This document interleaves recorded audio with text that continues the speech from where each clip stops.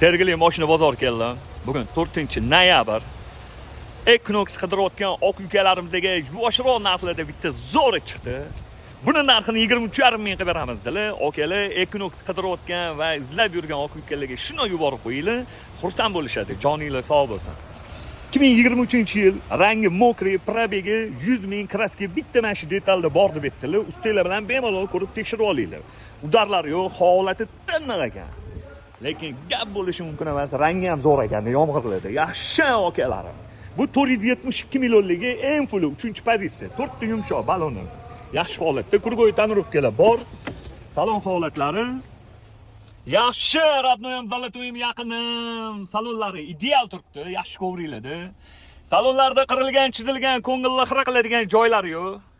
Holatiga gap yo'q ekan. Xo'p, 2022-yil probegi 100 ming, Equinox 472 millionligi. Buni narxini 23,5 ming qilib beramiz, bosinglar.